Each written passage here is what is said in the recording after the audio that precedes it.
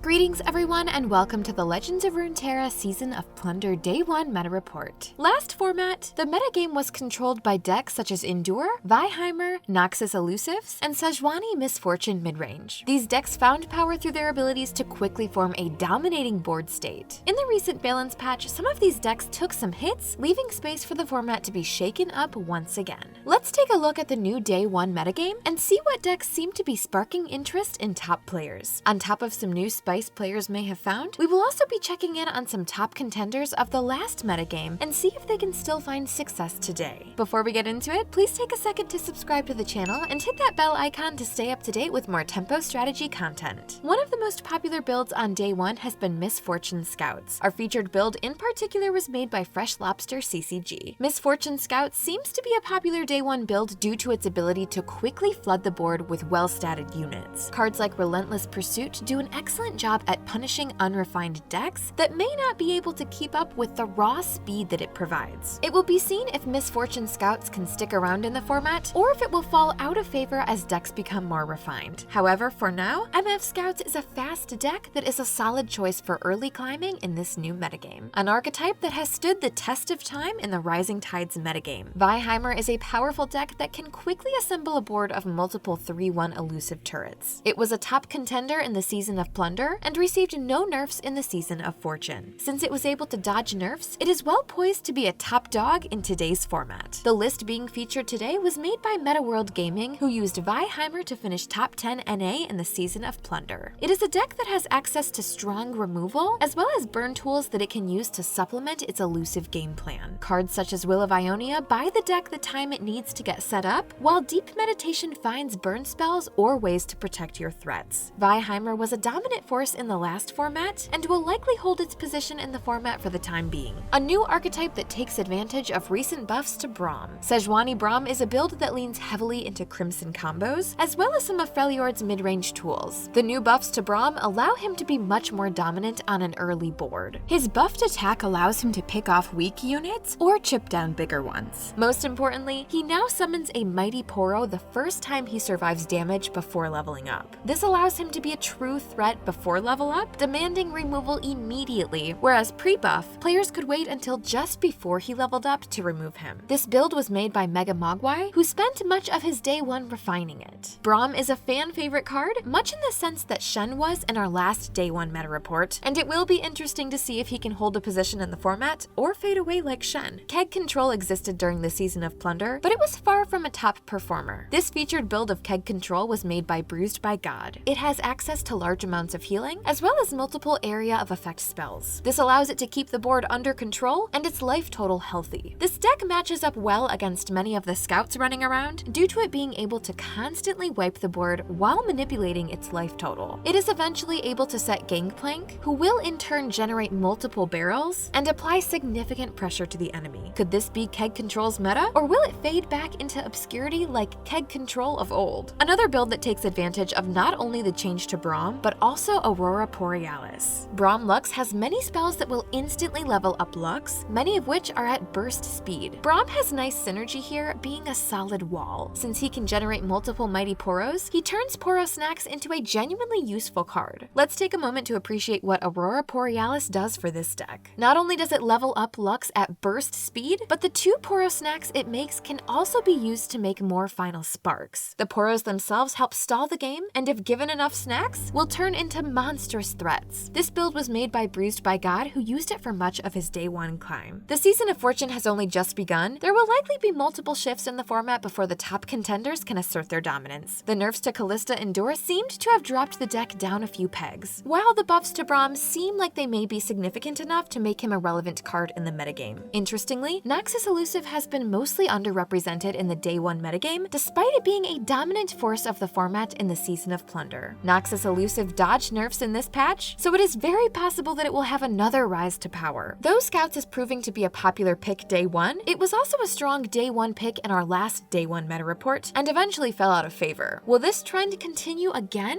Only time knows how this metagame will develop. Thank you for watching the Tempo Strategy Day 1 meta report for the Season of Fortune. If you found this video useful, please be sure to subscribe to the channel, as well as hit that bell icon to stay up to date with more Tempo Strategy content. Our updated meta snapshot will be live soon, so if you want to stay up to date, give that a read when it's up. Thank you, and we'll see you all next time.